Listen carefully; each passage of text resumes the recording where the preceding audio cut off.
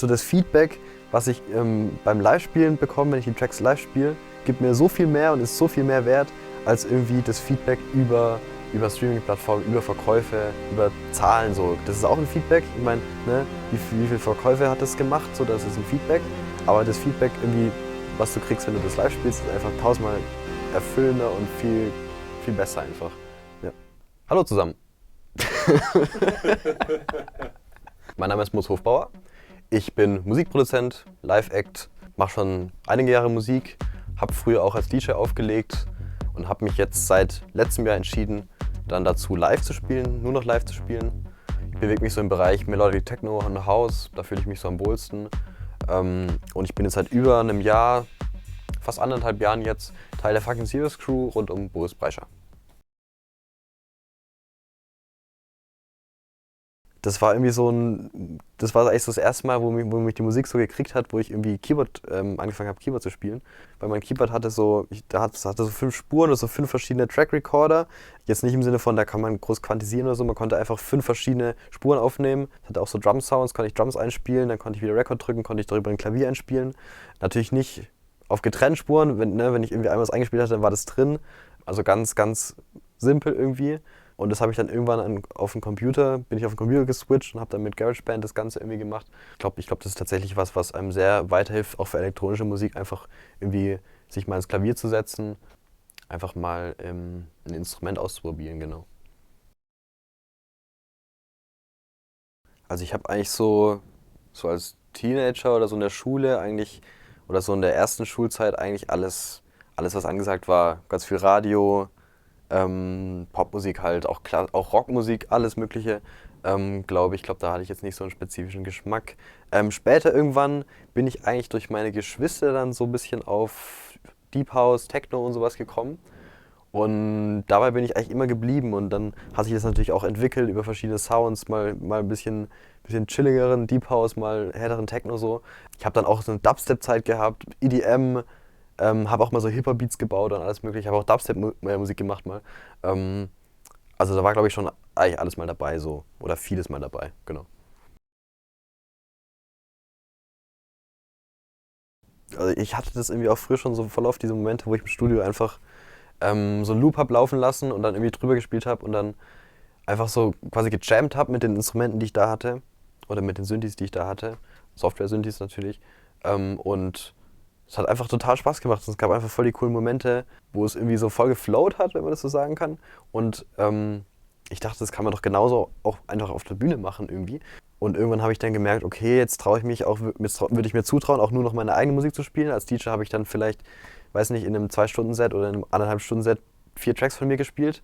Und da habe ich gedacht, okay, wenn ich jetzt nur noch eigene Tracks spiele, so, dann rennen die Leute von der Tanzfläche, so, dann wird alles leer werden. Und irgendwann war dann so der Punkt, wo ich dachte, okay, jetzt würde ich es mir zutrauen, so, meine Tracks haben eine okay Qualität, jetzt habe ich eine einigermaßen okay Anzahl an Tracks und jetzt versuche ich es mal und es war gut, glaube ich, dass ich es gemacht habe, ja.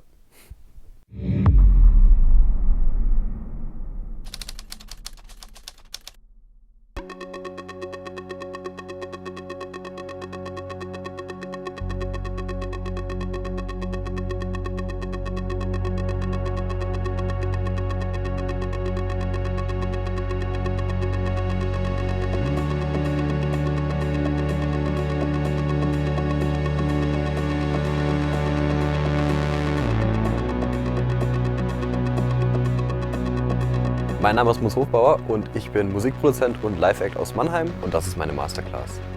In meiner Masterclass geht es eigentlich einmal um diesen kompletten Bogen. Der beginnt von, wie beginne ich einen Track, Drums, Synthes, Arrangement, ein bisschen Mixing, eben diesen ganzen Bogen bis hin zu, wie bereite ich den Track dann letztendlich vor, um ihn dann live zu spielen und wie spiele ich ihn dann letztendlich live.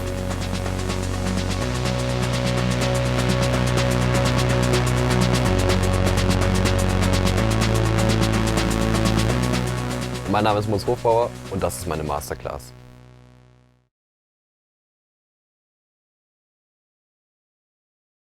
Also wir fangen an mit Drums. Ich habe ein paar Drums aufgenommen, habe die bearbeitet und zeige da so ein bisschen, wie ich da vorgehe, vor allem mit der Bearbeitung. So ein paar Tricks, oder was heißt Tricks, aber so einfach meine Herangehensweise. dann eigentlich, wie gehe ich dann weiter vor, habe ein paar Synthes aufgenommen oder einprogrammiert, eingespielt, die bearbeitet, sind dann auch ein bisschen in den Theorieteil abgedriftet, beziehungsweise ich habe so ein bisschen gezeigt, wie ich Harmonien finde oder wie ich so ein bisschen mit Harmonien und Akkorden arbeite und dann natürlich Arrangement, Break, Drop, irgendwie da ein paar Transitions machen, wie leite ich das vielleicht wie bringe ich da so ein bisschen Spannung rein in die verschiedenen Parts. Ein bisschen Mixing ist auch dabei und vor allem dann, wie bereite ich das dann für live vor und natürlich, wie spiele ich es dann auch live.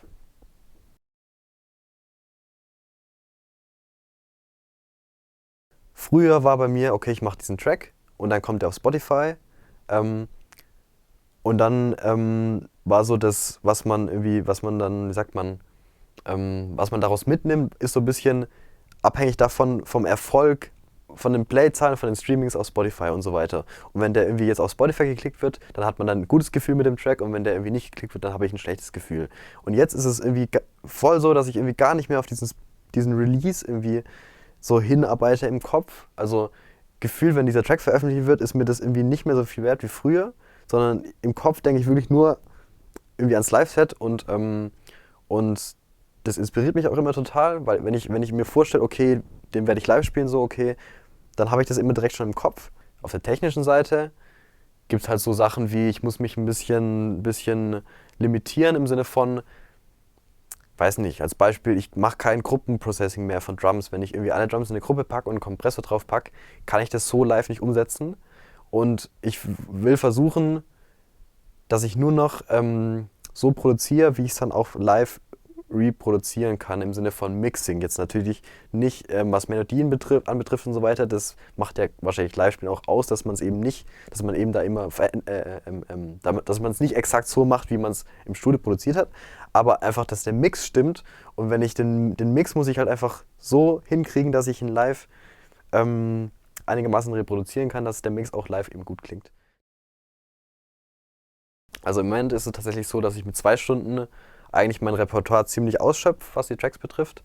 Und eigentlich ziemlich genau dann hinkomme auf 2 Stunden. Bei 2 Stunden habe ich so ein bisschen den Vorteil, dass ich gefühlt ein bisschen mehr Zeit habe oder dass die Leute vielleicht auch ein bisschen mehr Zeit haben, ähm, meinen Sound mal ein bisschen wirken zu lassen und vielleicht so ein bisschen besser kennenzulernen. Eine Stunde ist halt dann immer schon, ist dann halt schnell rum. Und ich finde, bei 2 Stunden kann man sich noch mal ein bisschen besser drin vielleicht verlieren irgendwie. Ähm, und ich habe das Gefühl, wenn es dann auch mal einen Part gibt, wo vielleicht jetzt gerade nicht so läuft, wenn es irgendwie mal, sagen wir, es gibt irgendwie 2 Tracks, die gerade nicht so funktionieren, irgendwie, wo ich irgendwie mal vielleicht einen Fehler mache, die nicht so gut klingen, die gerade nicht so zur Stimmung passen, dann ist es egal, weil dann kann man es wieder einfangen. Ne? Man hat 2 Stunden Zeit und dann ist es einfach so ein bisschen einfach so eine Wellenbewegung. Und bei einer Stunde, wenn da mal so 10 Minuten sind, die irgendwie nicht so gut laufen, dann ist es halt direkt ein Viertel vom Set. Ähm, Ich glaube, meine Lieblings-Playtime sind so 90 Minuten. Ich habe auch gerade jetzt im 2-Stunden-Set auch immer noch so 3 Tracks gerade im Kopf, wo ich weiß, okay, die will ich schnell ersetzen. Da müssen neue her, die funktionieren noch nicht so hundertprozentig gut. Genau. Und bei 90 Minuten kann ich wirklich gerade meine Lieblingssachen spielen. Ja. Also was ich einem Anfänger empfehlen würde, der mit einem Live-Act beginnen möchte, das wäre auf jeden Fall, sich nicht zu viel am Anfang vorzunehmen. Also bei mir war es so, dass ich dann irgendwie dachte, okay, dann will ich das machen, will ich das machen. Hier will ich den Synthi steuern, hier will ich Drum Machine, dann will ich alles live irgendwie nochmal neu arrangieren müssen. Habe mir alles ganz viel vorgenommen und dann habe ich gemerkt, als ich angefangen habe, ey, das ist viel zu viel. Ich habe 2 Hände, ich kann exakt 2 Dinge maximal gleichzeitig machen. Ähm, und entweder mache ich irgendwelche 12 Minuten Arrangements und kann dann wirklich alles von null aufbauen und hier meine Drums neu einprogrammieren und alles Mögliche.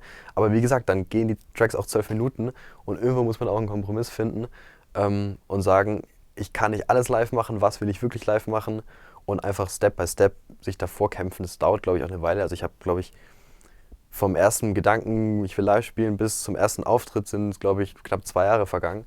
Ähm, Deswegen sich Zeit nehmen, viel üben, so die Geräte richtig kennenlernen, so dass man zu Hause spielen ist noch was komplett anderes als auf der Bühne. So, wenn ich das zu Hause beherrsche, heißt es nicht, dass ich auf der Bühne beherrsche, weil dann ist man nochmal aufgeregt und so weiter und so fort.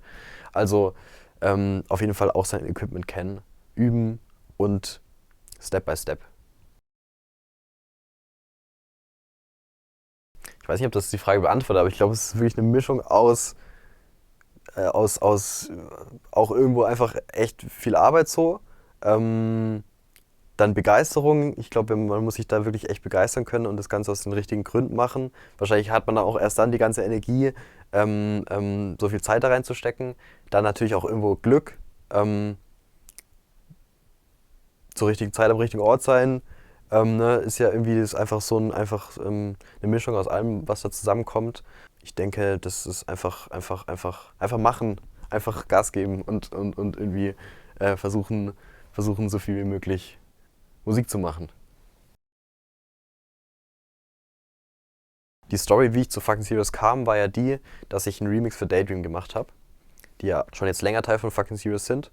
Und den Stefan, den Jonas auch, kenne ich eigentlich durch Soundcloud und die kenne ich auch schon länger. Und die haben mich dann gefragt, ob ich einen Remix für sie machen will. Das war im November 2020. Und hätte ich diesen Remix nicht gemacht, dann hätte ich die alle nicht kennengelernt und dann wäre es auch nicht dazu gekommen. Also das ist einfach ja erstmal eine simple Sache, einen Remix machen, was dann aber viele Folgen hat. Ne? Und jetzt bin ich halt auch Teil davon und das wäre vielleicht so ein Beispiel dafür, ja. Also es waren so viele geile Gigs dabei. Ich glaube, was bei mir nochmal so ein bisschen Unterschied gemacht hat, war, dass ich so, also ich habe ja meinen ersten Gig live dann, das war dann eben, als ich das erste Mal dann gespielt habe, war das dann auch mein erster Live-Gig. Und ne, am Anfang war ich natürlich noch ein bisschen unsicher, habe dann so ein paar Sachen, so beim Reisen, habe dann viel zu viele Koffer dabei gehabt und so. Und ich fand mein Live-Set damals, wenn ich es mir jetzt anhöre, war es auch noch ein bisschen unstimmig manchmal. Und ich habe das Gefühl so, es hat so ein paar Gigs gebraucht, bis ich so reingekommen bin in das Ganze. Weiß nicht, so Sachen wie Koffer, ne, du musst ja irgendwie dein Equipment dann irgendwie ins Flugzeug abgeben und wie machst du das, dass das auch heiler wieder ankommt und so, bis sich das so ein bisschen eingegroovt hat. Und dann, ich weiß nicht, so mit Paris war eins meiner Favorite Gigs auf jeden Fall. Auch, also Paris, dann war es auch mega spannend, jetzt im Januar nach Sibirien zu fliegen, so bei minus 26 Grad. Das fand ich irgendwie mega aufregend. London war cool. Also es war wirklich, weiß nicht, nach jedem Gig bin ich mit so einem Grinsen heimgegangen. Es ist auf jeden Fall schon das nächste Release voll in der Pipeline, da ist schon alles ready. Ich kann das Release-Datum gerade nicht sagen, weil ich es nicht weiß. Wahrscheinlich, wenn das jetzt rauskommt, ist es schon draußen. Planet F könnt ihr wahrscheinlich jetzt schon reinhören. Aber es wird auf jeden Fall regelmäßig was kommen. Ich habe, glaube ich, jetzt gerade 3 Tracks, die ready sind. Und eine davon wird jetzt in 4 Wochen ungefähr kommen, ja.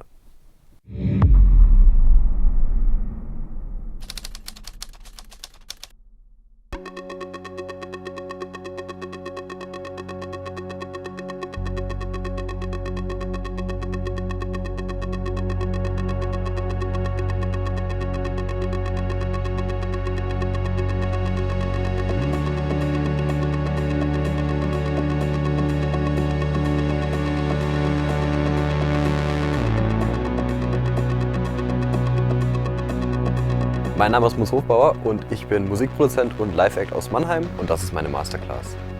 In meiner Masterclass geht es eigentlich einmal um diesen kompletten Bogen. Der beginnt von, wie beginne ich einen Track, Drums, Synthes, Arrangement, bisschen Mixing, eben diesen ganzen Bogen bis hin zu, wie bereite ich den Track dann letztendlich vor, um ihn dann live zu spielen und wie spiele ich ihn dann letztendlich live.